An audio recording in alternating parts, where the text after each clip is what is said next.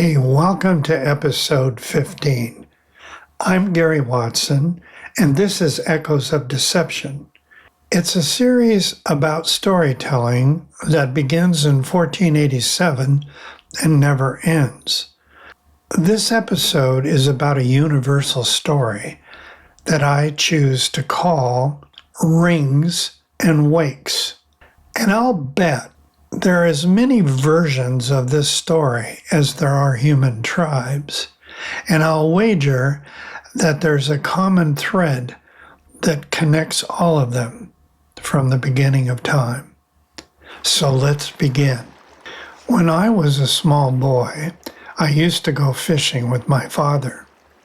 No urgency, no agenda, just water and time. On one of those mornings, he said something I've never forgotten. He looked at me and said, "Stick your finger into the water and pull it out." So I did. He asked, "What do you see?" And I said, "Rings." He nodded, and then he said something that at the time felt final. He said, "That's about all any of us ever leave behind." I remember standing there, not arguing, not questioning, but quietly rejecting it. Even then, I didn't believe what he'd said, because I had already started to believe something else.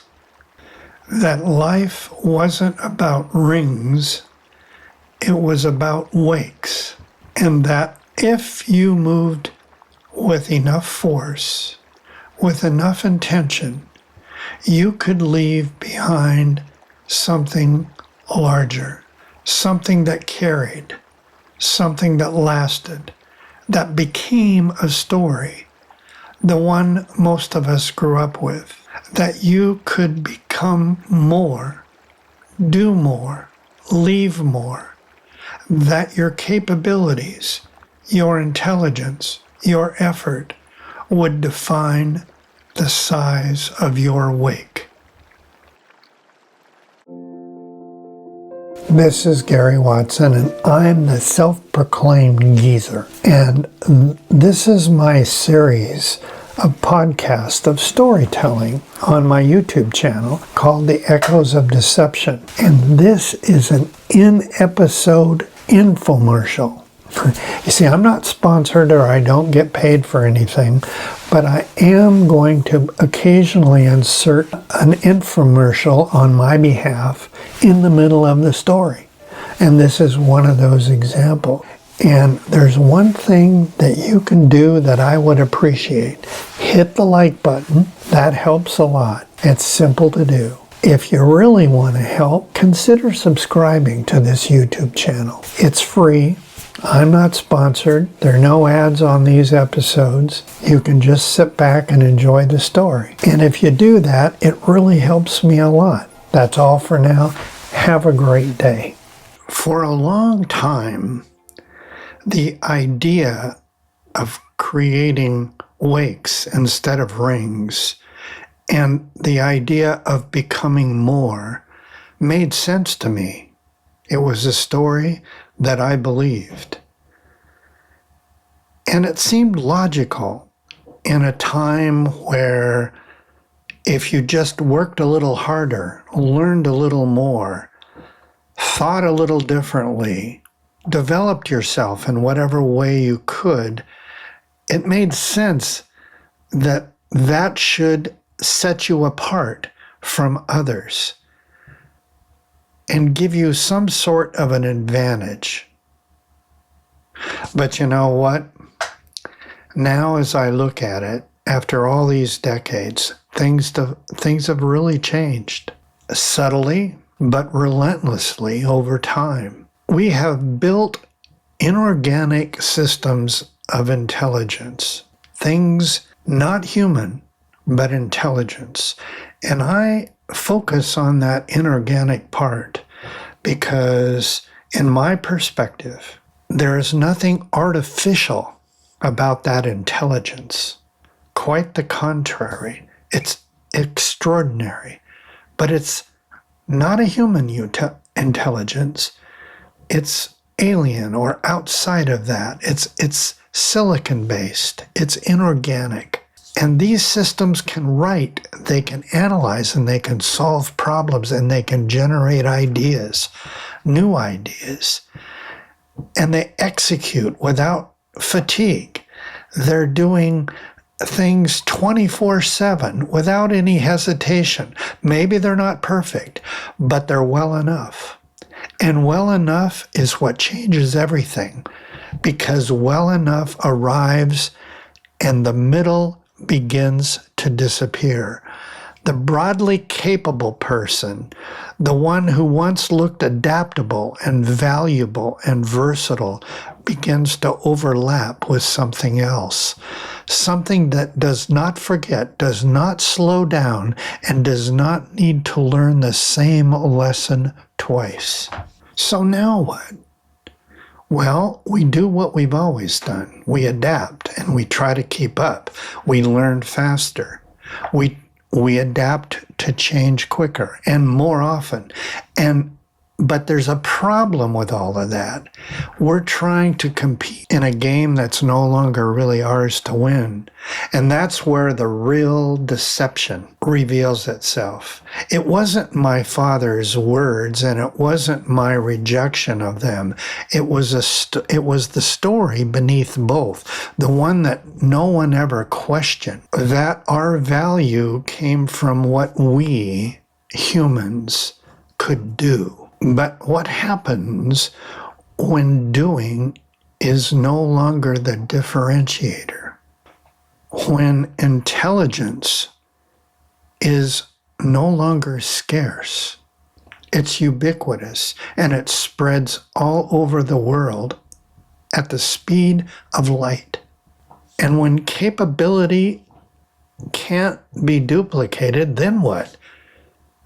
Well, what happens is we're forced to confront something even deeper, something quieter, something we've always known, but never came to grips with.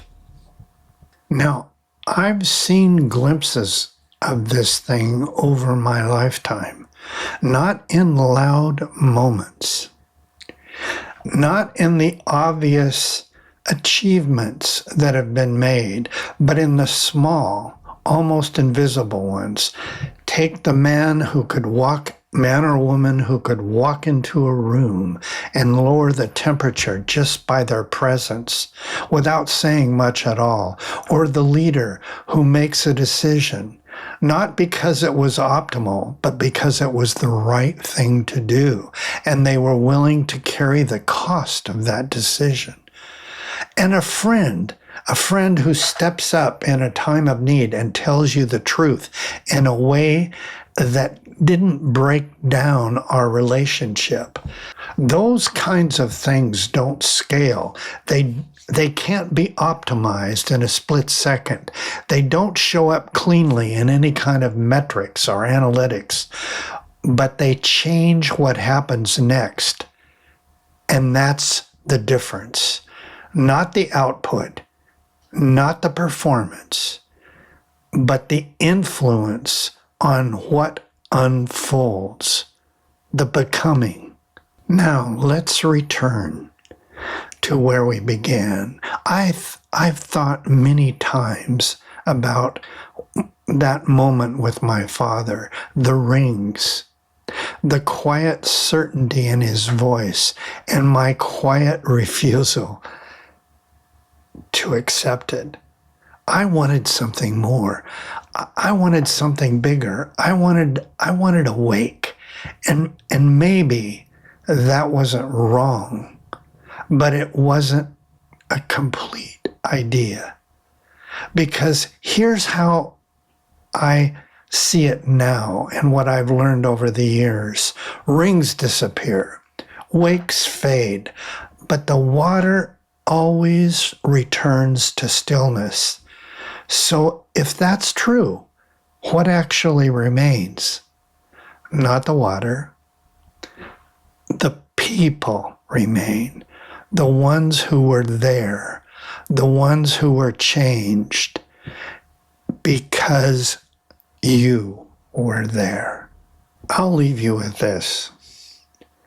We are entering a world where AI models and forms of intelligence, they call it physical AI now, will do more and more of what we once believed made us valuable.